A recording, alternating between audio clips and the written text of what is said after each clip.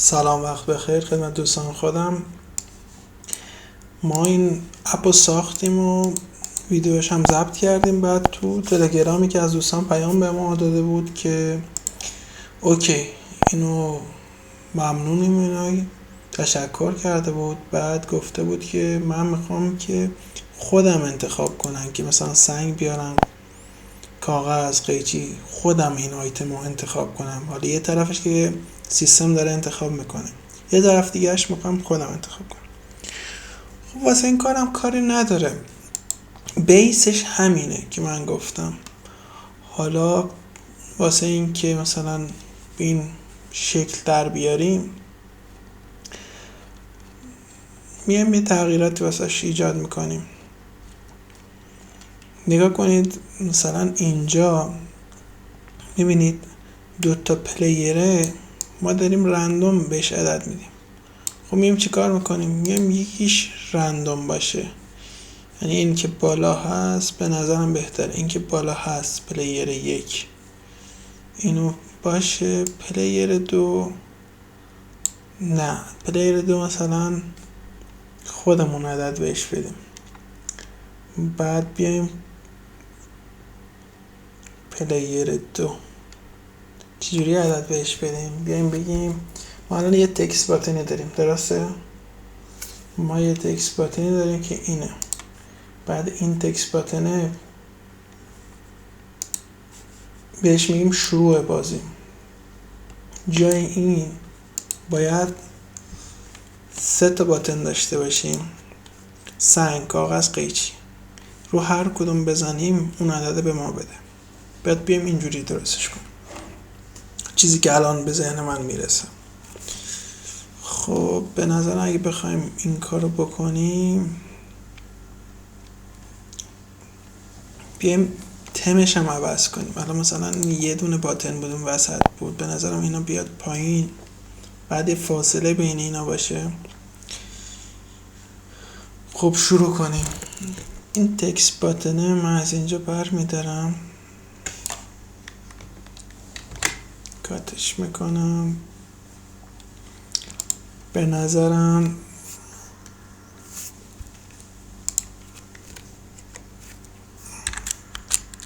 تکست باتنه. خب اینجا این همش تو یه دونه کالنه، درسته؟ تو یه دونه کالنه همه اینا. بعد ما میخواییم اینا سه تا باتنه تو یه ردیف باشه.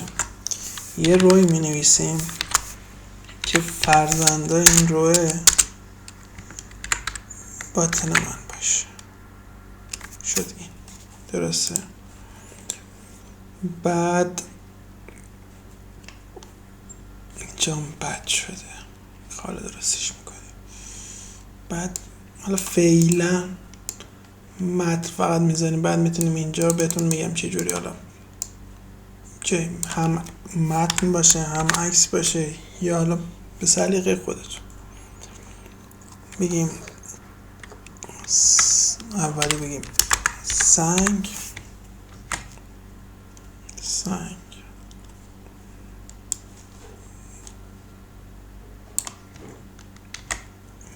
بعدش بگیم کاغذ، بعدش بگیم قیچی. سنگ، کاغذ، قیچی، درسته؟ بعد ما میتونیم، حالا بهتون میگم یه کار دیگه هم میتونه بکنه. بعد این روی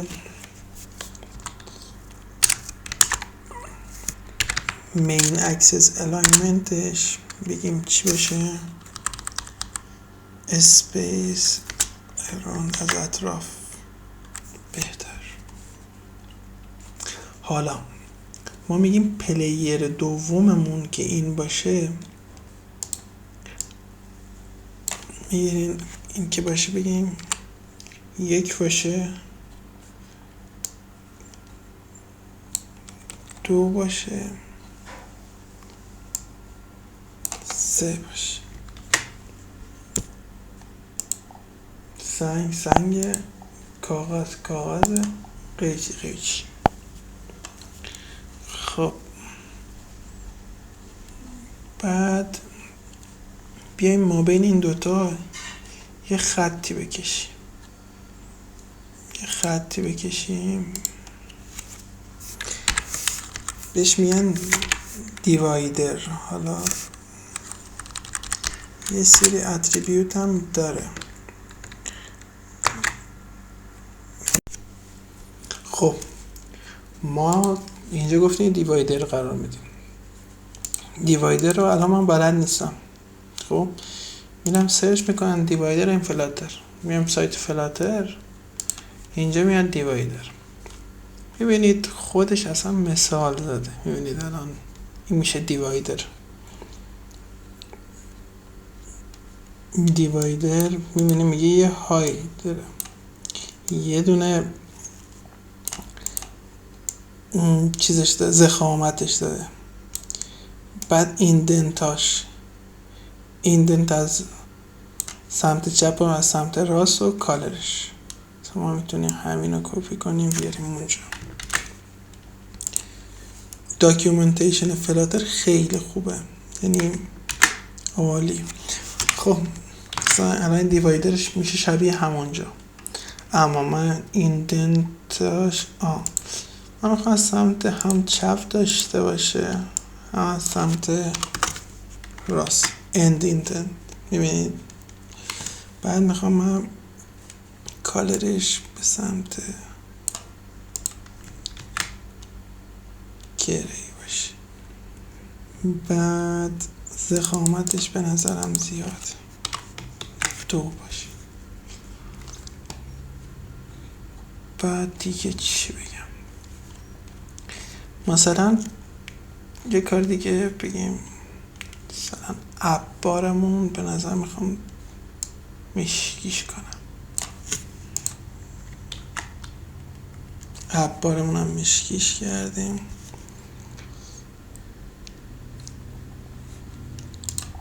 سنگ، کاغذ، قیچی.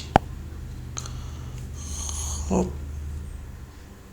تا اینجا برنامه رو انجام دادیم. میتونیم تغییرات دیگه هم بدیم. میتونیم حتی مثلا اینجا میبینید به جای همین سنگ یه تصویر بذاریم، یا هم تصویر بذاریم، حالا بعد میشه هم تصویر هم متن. اگر مثلا الان من میخوام دوتاش بذارم، این فرزندی که داره باتنم، میتونم یه کالنی بزنم و این کالنه چون میخوام زیر هم بشه، بستگی به خودتون، کنار هم یا زیر هم میخوام بشه. بعد بیام اولش همون تکست بذارم، چایلد اولش، چایلد دومش یک کانتینر قرار بدم که این کانتینر من ویدزش مثلا 50 باشه. حالا من اینا رو هایتش هم 50. بعد این فرزندش بگیم asset ایمیج باشه، البته باید توی ایمیج باشه.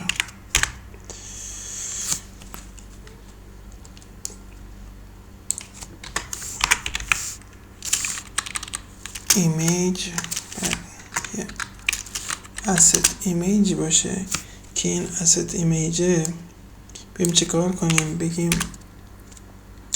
چیز دیگه بود، سنگ بود دیگه، درسته؟ میشه آدرسش میگفتیم ایمیجز 2 دات، اگه اشتباه نکنم ببینم چی میاد بالا، 1 باشه، سنگ اومد. میبینید فرمش یکم بچه. خب به نظر من چیزیم جای کالنر رو اگه بذاریم چی جوری میشه؟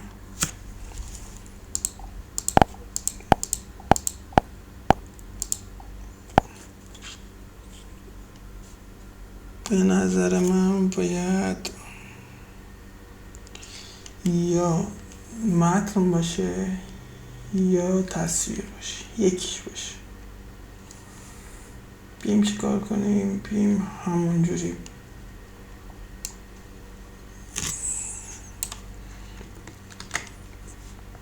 بذارین کل چایلد رو همین قرار بدیم اینم. بعد ویدزش هم بگیم 90، اینم بگیم 70 بهتر.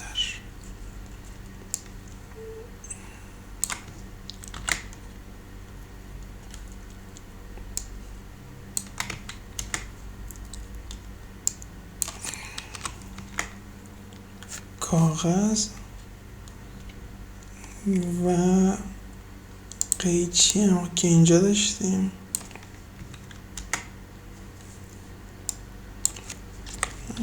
قیچی.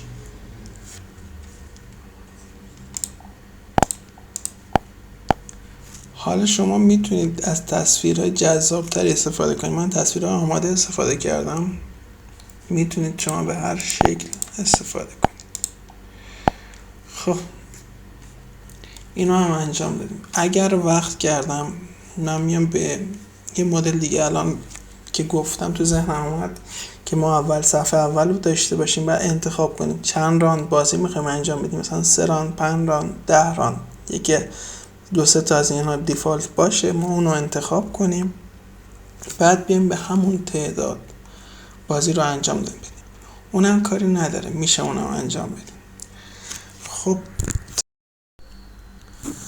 خب من واقعیتش از این آیکونا خوشم نیومد و اینا. بعد این رنگ هم مشکی بد بود، اینو آمده عوض کردن. خب کار نداره. خب اینو عوض کردم. بعد یه سری عکس رو رفتم الان همینجوری دانلود کردم، شد اینا هم تست بزنیم. مثلا اینا رو پایین میگم بذارم، مثلا بیایم تست کنیم. مثلا این قیچی که 3 بوده این باشه، کاغذم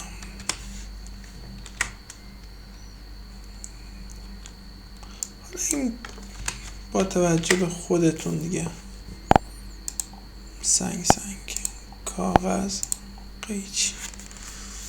ما حتی مثلا میتونیم بذارین ببینم این چی جوریه، یه تکست باتن، اوتلاین باتن بذاریم، یه کادری بیفته. ببینید کادره ولی خیلی بزرگه، بزنیم مثلا بگیم 50/30 ببینم میشه. خیلی کوچیکه،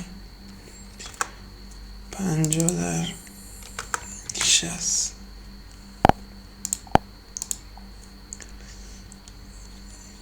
بعد نیست، بزنیم مثلا بگیم 70/50 ببینم چطور میشه. بعد اینو گفتیم بکنیمش اوتلاین بات. به نظر همون تکست باتن بهتره، ولی با همین سایز تکست باتن باشه. ببخشید تکست باتن باشه. بعد بیایم چیکار کنیم؟ بیایم 70/50 گذاشتیم، درسته؟ بهتره الان. خب اینم بکنیمش 70/50. الان به نظرم بهتر. بعد واسه عکسای خودمون بیاییم مثلا چند تاش تست کنیم ببینم به چه شکل میشه. کنترل دی اگر بزنید داپلیکیت میشه این خطه. حالا مثلا ما میخوایم چند تاش ببینم به چه شکل میشه. مثلا بگیم یکیش اینه، زمانی که 0 میشه، یعنی اولین بار که میخوان بازی کنن، این باشه. ببینم به چه شکل میشه. نه، این خواستم رده، خواستی من جای این بذارم. بعدیش این به چه شکله؟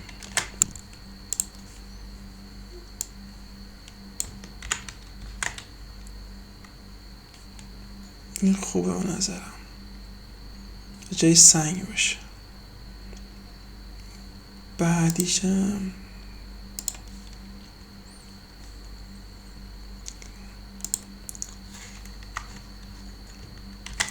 اینا به چه شکل میشه؟ کاغذ.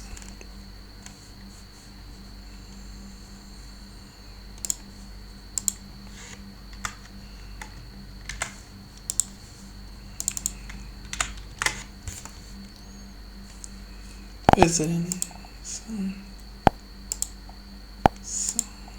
به نظر من خودش همچنان قشنگ تره، فقط ما اینو تغییر میدیم به این. به نظرم بهتر باشه. بزنیم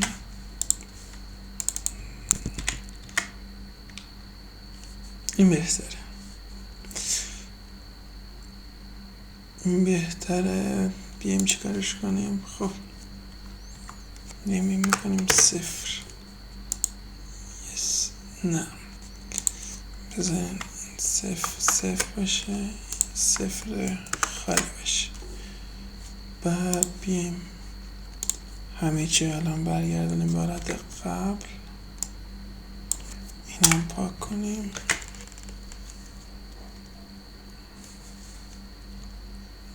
هات ریلود.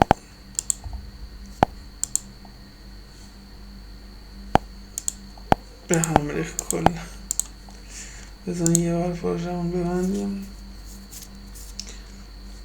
دوباره رانش کنیم.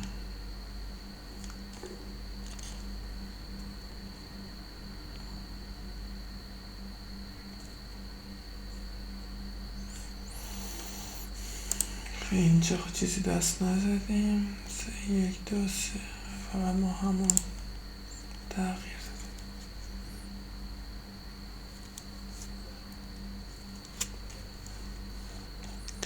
بعد ما میتونیم بشماریم مثلا چند تا بازی انجام میدیم. میشه همینجور پیشرفته ترش کرد. خب این حالت اوله. بعد مثلا شروع میشه سنگ، کاغذ، قیچی. خب این تا اینجا شوکی. ما میتونیم یه کار دیگه بکنیم. بیایم براش یه متغیری ما براش قرار بدیم که با عنوان کانت بشماره. کانت 0. خب بیا چیکار کنه؟ هر بار که ما اینو میزنیم، که هر بار یه باطنی رو میزنیم، این داره یه بازی رخ میده. درسته؟ این کانتو به اضافه 1 بکنیم هر بار. خب بیایم چی؟ set state. ما میتونیم یه کار دیگه بکنیم. جای اینکه هر بار کانتو اینجا بیایم تو هر باطنی بگردیم، کانتو به اضافه 1 کنیم، این تابع کلکولیشن که زمانی که هر بار فرا خونده میشه که هر بار که بازی انجام میشه. درسته؟ ما هر بار که وارد اینجا میشه بیایم کانتو به اضافه مساوی با 1 بکنیم. حتی اگر مساوی هم بشه یه بار بازی رخ داده دیگه. درسته؟ بعد ما بیایم اینجا درسته، اینجا یه کالنی بوده، کالنه چایلدی داشته که این روه میشه. درسته؟ بعد ما اینجا یه تکسی الان میذاریم، نویسیم حالا راند 2 $. کانتو میخوایم به ما نشون بده دیگه. خیلی ریزه الان. یه بار بازی رخ داده، 2 بار، 3 بار. اینو هم داره کار میکنه. فقط این استایلش هم از همین پایینی میگیریم.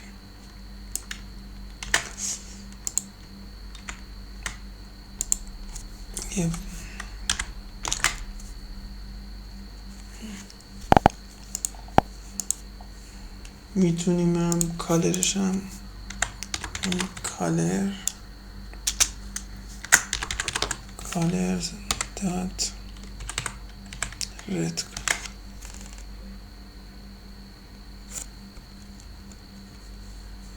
کم چش آدم زیاده، کم رنگ تر باشه.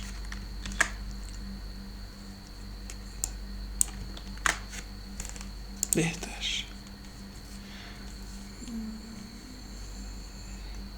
ما میتونیم جای اینم پلیر 1 پلیر 2 بنویسیم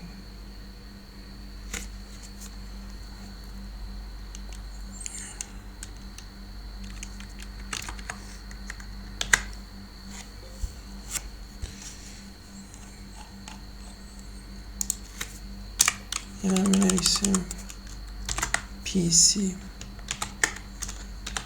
پلیر هم بنویسیم پی سی. بعد اینا همه چیش اوکیه، فقط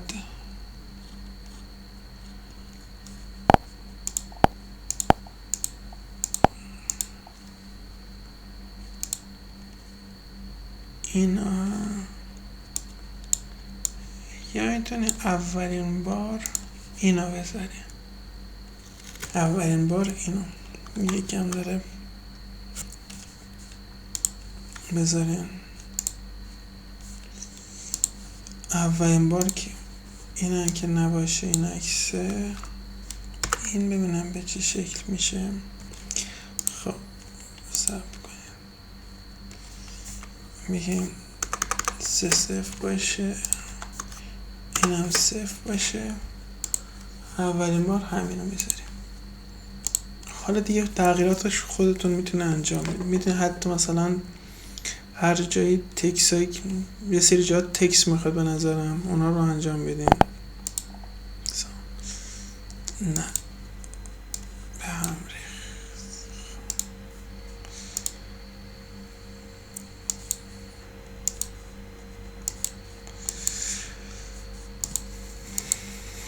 بابا ببندم از اول شروع کنم.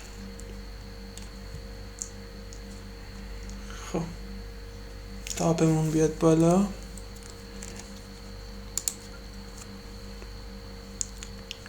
خب اولین بار اینجوریه.